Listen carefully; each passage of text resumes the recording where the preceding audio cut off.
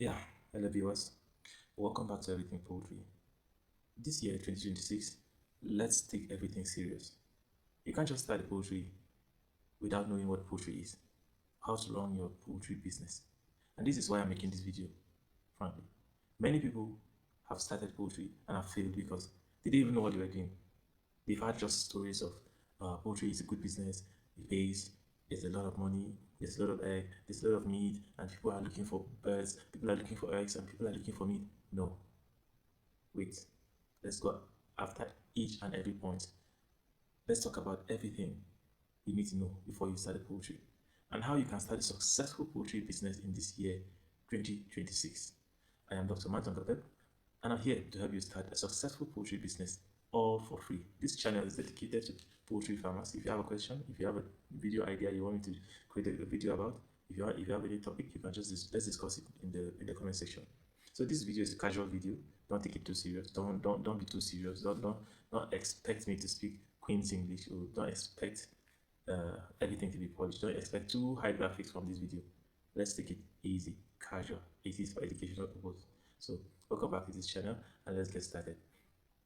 Now, starting a poultry in this year 2026 is nothing different. The old things you need to know still applies, with few exceptions.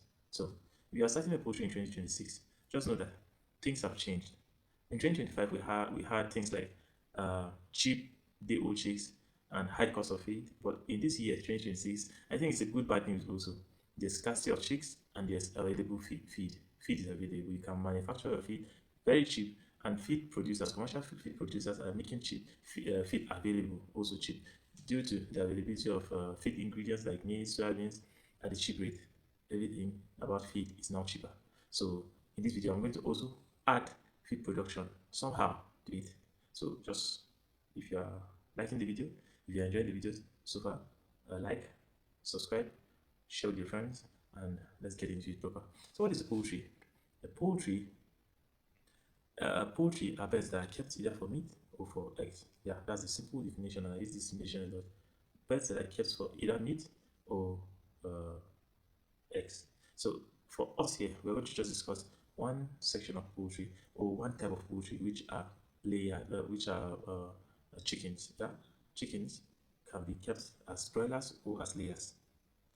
In this video, we're going to talk about two things concurrently, the layers and the broilers, and why you need to start a broiler or why you need to start a layer farm. Both of them are lucrative depending on where you are. Just know that broilers are kept for meat and layers are kept for eggs. These birds have been genetically modified to give you the preferred products. Like broilers are modified for faster growth to produce meat, while layers are modified for egg production. One layer could lay about 360 eggs in a year, which is a massive number. Yes. Our local chickens may lay up to 150 eggs per year, maximum 200 eggs per year. So you see, there's an improvement on layers. So what do you need to do to start one of these things? The first things first. You need to have a good room, a good pen. Yeah, you need to have a good pen, a place where you can raise them. If you have a cage, you can construct a cage to raise them easily. Both layers and umbrellas can be raised in a normal cage. If you have a small space, you can construct cages. If you have a large space, you need to know that you can either raise these birds on the litter or in cages, especially layers. That's the ideal thing. If you're using a cage, that's the ideal because you reduce contact with humans, thereby reducing contact, thereby reducing introduction of diseases. Yeah, so the standard is to go for cages. Things like cages like battery cages are ideal for layers, where egg collection is easy, and then birds have less contact with humans because water too is automatic. You just apply, you just give them feed. It can also be automatic. Also, egg collection can be automatic for major farms. But for me and you, if you are a small farmer like me, you can also go with deep litter system. It's more difficult, but it's doable. Currently, I have 15 birds in my backyard. They are doing very well. These 15 birds are giving me about 11 eggs daily. That means, it takes about 26 to 27 hours for an egg to be formed in a chicken. So if you get 11 eggs daily, that means almost all of them are laying. Yeah, because one will not lay today, one will not lay tomorrow. That's how they keep alternating. So that's a very impressive number. Yeah. So if you want to have these success stories, you have to do everything well. And I've talked about the first thing, which is the house. The second thing, which is you need to know how to brood your birds. So what is a good house? A good house must have ventilation. A good house must be protected against predators. Very important. If rats and cats get into your poultry, they will damage it, they will destroy the birds, they will eat the birds. Yeah, so you need to protect your birds from predators and also from humans. Some humans are thieves. So you have to protect your birds from humans having access to it, from wild birds having access to it, because human wild birds rodents can introduce infections into your farm. So you need to take care of this and prevent these things from tampering with your farm. Very important. Also, you need to have good equipment for a poultry farm, good layers, good drinkers, and good feeders. Yes, I will, feeders that are good are durable. Birds easily have access to feed and water, and they don't easily fall. These are good drinkers. For example, you can start your day-old chicks on these three feeders, the red one. This help the color help the birds to identify this equipment fast.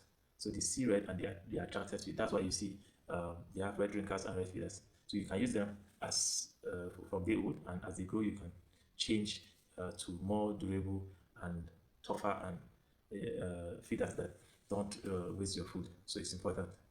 You have to provide clean water for them daily. So you need good drinkers that can hold sizable amounts of water. That's enough for the equipment. The equipment also include the brooder, which is very important for brooding. We're going to talk about brooding, but for now let's leave it like that. You need a place you store your feed and a place you store your eggs if you are keeping layers. Yes, so after you have a room, you talk about the day-old chicks. If you're a starter and you want to keep broilers, I prefer you go for brooded birds. Some good farms will raise birds to about 2 to 4 weeks, and they prefer to sell it at that age. You can buy those broilers and raise them to maturity for a starter, because breeding is something on its own. Until you know how to raise birds, you cannot brood. So you need to know how to just keep feel. Then you try it, and then when you finish learning, you can now start brooding.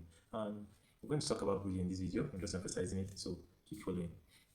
For you to get good chicks, you need to get good chicks from. You need to get chicks from reputable hatcheries. In Nigeria, we have farms like Zatec, Equa Farms, Olam, Agritech. We have farms like CHI, Valentine, and many others.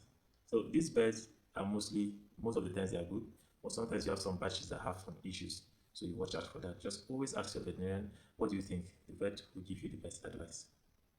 The next thing is to book the beds. Most of these broilers have different prices. Just choose one and go with it. Now, after booking your bed, then you get ready with your room. Make sure your room is ready. Make sure your feed is ready. Now, coming to feed, what do you feed these birds with? Every chick start with a chick starter. For poultry, for layers, you can go with about 20-22% crude protein for starters. For broilers, you can go with 20-24% crude protein for starters, depending on what you want to achieve. You want them to grow fast and achieve a market weight in about 5 to 6 weeks. You need to start with super starter, about 24% crude protein.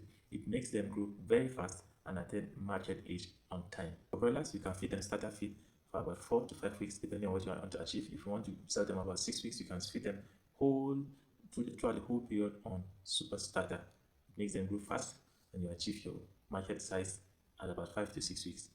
But if you want to do it traditional way, you can raise them on starter for about 4 weeks, introduce grower at about 5 weeks to 7 weeks, and then finish at 7 and 8 and 9 weeks. That's ideal. But if you're keeping layers, you can start them on starter for 5 weeks or 6 weeks, and you introduce grower at about 7 weeks and maintain grower until you see the first egg. The first egg, maybe you have 100 birds. If you see 5 eggs, you can now switch to layer. That means your birds are mature enough to start laying. Yes, so these are the feeds you use in your poultry farm.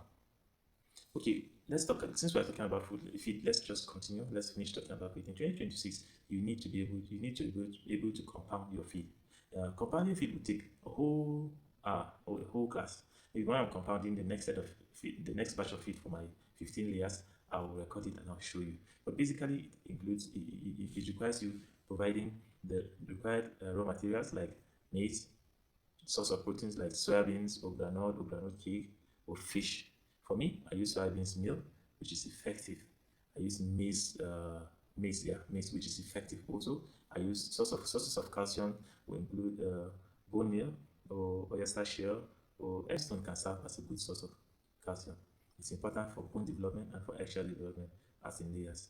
So you need to provide these things in your feed. You can add chick or broiler premix to your feed because trace nutrients are not available in the feed. So you need to provide this as vitamin premix. You need to also provide vitamins and amino acids like lysine and methionine, very important in the right quantity. In subsequent video, I'll try and make a video where I'll teach you how to compound feed, show you how to mix each and everything in the right proportion. Just watch out for this video. But for the sake of time and the sake of to make this video within 20 minutes, let's continue. So what is brooding? Brooding is the art of providing all the necessary uh, feed, equipment, and condition for chicks to be able to grow well. You know, these chicks are hatched from the hatchery. On day old, they're separated. There's no mother. So you become the mother if you're buying them. You have to provide a conducive environment for them to be able to strive. You have to provide a conducive environment for them to be able to strive well. So what do? You provide good source of heat, good source of light, so that these birds can be able to walk and eat at any time. It is important. You provide good water, good source of water for them, fresh water daily.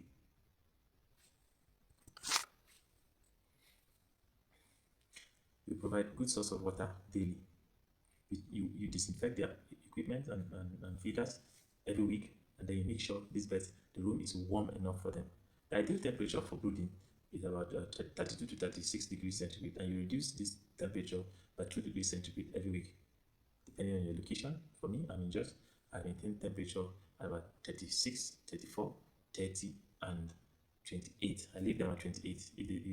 I always tend to leave them at 28 degrees centigrade, except in hot conditions, which is about 25 degrees, 20, except in cold conditions, which is about 25 degrees centigrade. I try to maintain it at that temperature.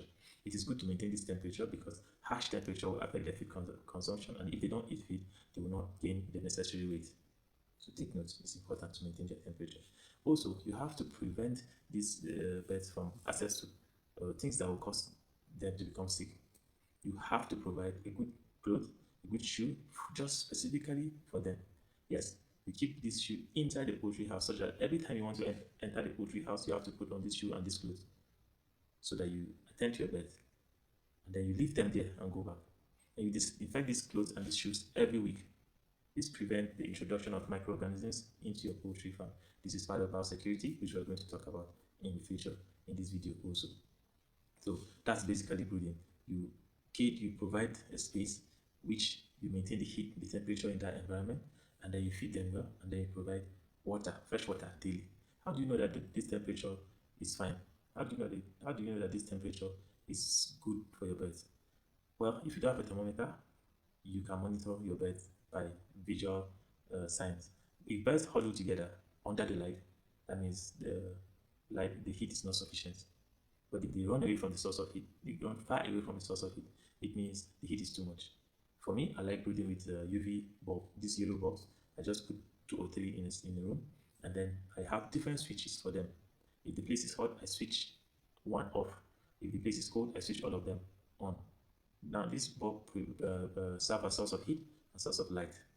So I've reduced it. But some people use charcoal stoves. Some people use electric heaters. Based on what you have available, you can use. But just make sure the gases from charcoal don't kill your birds. Just make sure you monitor them to prevent smoke, inhalation that leads to death. Because I've seen farms like that. Some birds may jump into the charcoal also and they get roasted. So take note. What do you apply on the floor during brooding? That's a question people ask every day, and it's important I answer. For me, I use rice bran. Rice bran that is fine birds on the floor. The first few hours, you see birds attempting to pick it, but once they get to know that, oh, this is not food, they go to the red feeder, the tray feeder, and that's it. That's all. They continue eating. Now you can also use other materials like brooding paper. Brooding paper is also fine, but it's just that it's expensive. Rice bran is cheaper. So just make your choice. These two are good. You can use any of them. Yeah, so that is basically brooding. And as the birds arrive from the hatchery, you make sure you have food and water available to them. And some people say don't feed them until they drink water. But for me, and from my experience, there's no need to withdraw food. You give them both of them at the same time because thirsty pets will not eat food. They will prefer water first. Yes. So water is the most important thing. You have water available, and sometimes they're tired, so you try to include glucose and vitamins in their feed, the first water in their water, so that as they arrive, they can take this glucose and vitamins, and it relieves their stress. Preferable with vitamin C because vitamin C is a very potent anti-stress. So you include this vitamin in their water to relieve their stress. After that, make sure you monitor them every 4 hours maximum. You can do that every hour if you are not busy, but you can monitor them every 4 hours if you are very busy. Just make sure you monitor them to prevent overheating, to prevent to prevent cold, and then to make sure the birds are doing well. If you do this, you have a successful breeding operation. After brooding, you can move them to a growing pen. But if your brooder is the same thing as your growing pen, you can just remove your brooding equipment, disinfect them, and keep them for the next batch. And then you raise your birds in that same room. For broilers, you can for broilers, you know that you're going to raise them for about 6 to 8 weeks. So you make sure there's water and there's food available. The most important one is water. Sometimes I advise people to ration food for broilers. Sometimes, well, I just allow people to go on with what they are used to doing. Just keep feed at all times. But for now, from my research and from my personal experience, I prefer to ration food. I feed my broilers every 4 hours, and I make sure there's water constantly. This minimizes wastage because if you give them too much food, they'll eat and eat and eat, and they will play with it. But if you ration the food every 4 hours, yes, it helps them to eat whatever you've given them for that period, allow them to digest it, have nothing in their place to play with, and then you come back and you feed them again. This is my experience, and this is how I do my things, and it works. And therefore, light, you make sure there's light constant. You can, yeah, you can up the light maybe from 10 o'clock and then on it back by around 4 o'clock, 5 o'clock if you have that time. But if you don't have that time for broilers, you can just leave them throughout, leave the light throughout the night.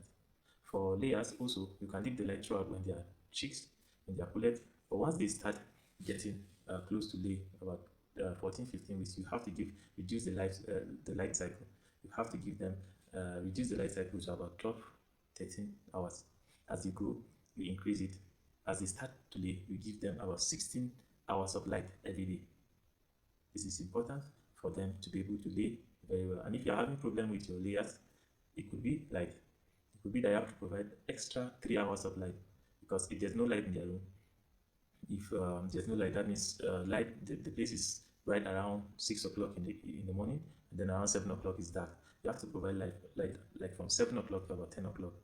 Look for artificial lighting and put in their room so that they can have access to this light. This light is important because it has a way of affecting their hormones and affecting their production. So that's it about breeding. And also, we have to talk about marketing and selling our products. Marketing starts before you even start the poultry. Yes, the first thing you have to do is to do a survey. If I keep eggs, will somebody buy? Are there people ready to buy my eggs? If I raise broilers, are there people ready to buy my chickens, my meat, my broilers? You know, broilers, chicken meat is seasonal meat, seasonal business. Yes, but you can also do it every season if you have people that are ready to take up your product. So I've had people come to me, Doctor, I have broilers. Help me market it. I'm not a marketer. I don't market it. But if I see somebody that is willing to buy, somebody that's asking me what I recommend. But for you to be successful, you need to be able to do a market survey. Know what people want before you keep these things. Yeah. If people are looking for meat, you cannot just go and keep egg. You keep meat for them, and then people buy it. You also need to go to the market and survey how much are people buying this quantity of meat, this quantity of egg. This is important for your success. If you are keeping broilers and you think you can just raise them and people come and buy, you may be wrong. Because at 7 weeks that you're supposed to sell, nobody will come. You have to feed them for 8 weeks. And the more you feed them, the older they are, you'll be wasting feed because they cannot feed themselves again. So the younger you sell them, the better for you. For you to be able to sell these broilers very well, you can contact roadside meat sellers, you can contact restaurants, hotels, different people. You can pick up your product. Event planners, they can pick up your products for their events. So make sure you have a good market network for your products to be picked, to be purchased at good prices. For people that have egg is almost in constant demand. That's why you need to know whether you should start a broiler or a layer. Because if you are The person that wants to get money every day, you keep layers. Layers will give you money every day. Just that they take a long time, about 16. Some I've seen layers that start laying by 16 weeks, and I've seen layers that start laying by 24 weeks. So it depends on what type of birds you're keeping and how good you feed them. Yes. If conditions are met, every condition is met, this birds will start laying by 16 weeks. And by 20 weeks, you can start getting consistent income from them. So you decide. So if you are following me this far, if you like this video, please give me a thumbs up, give me a like, give me a share, recommend this video to a friend, leave a comment in the comment section, tell me what you want me to discuss in the next video, and then I'll talk about it. But before I go, let me give a recap of what we've discussed. We discussed that if you want to start a poultry business in 2026, there are things you need to know, especially how to where you need to put your birds, a good house, a good cage for your bird, what type of poultry you need to start, a layer, a broiler, depending on the market, your market feasibility, and what the people in your environment need. You need to know where to source your birds, the old chicks or brooded chicks. You need to know where to get them, and then what to feed them with, starter, grower, and finisher, and then layer feed. You need to know when to introduce these things, and then you also need to know how to brood your birds. Yes. So this I forget. For you to be successful in poultry business, you have to be able to prevent disease, and that's what we call biosecurity and vaccination. Biosecurity is every measure you take to prevent introduction of disease, introduction and spread of disease on your farm. Yes, they include what I've talked about, like keeping a special cloth and a shoe at the entrance of your poultry, such that you can wear it whenever you are going to the poultry. Also, it requires preventing other people from coming into your poultry. You cannot just be bringing people, hey, come and see my birds, come and see my bird, come and see my birds. No, that is prohibited. You restrict entrance into your poultry because we don't know where people are. So people may have birds that are sick in their homes. When you bring them to your poultry, they introduce it to your farm. So you make sure you prevent that.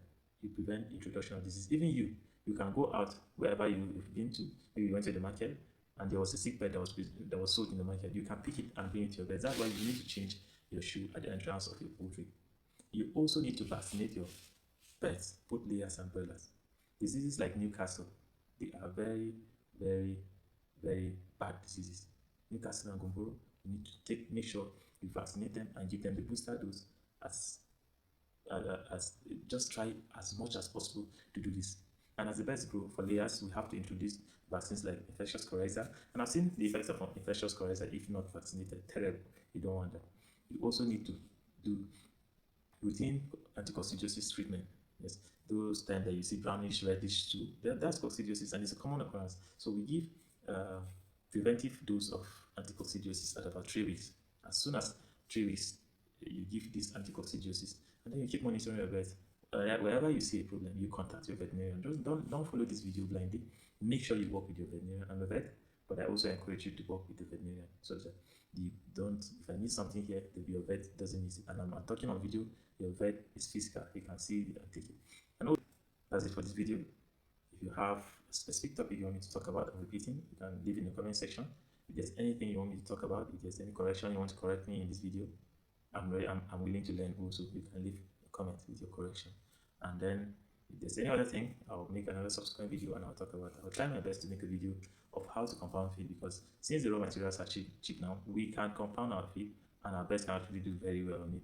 So if this is your first time, don't forget to subscribe to this channel to see my subsequent videos. And if this is your first time, you can go through the channel. There are many videos on the channel. You can watch other videos of me discussing about everything poultry. Thank you for watching. I'll see you in the next video.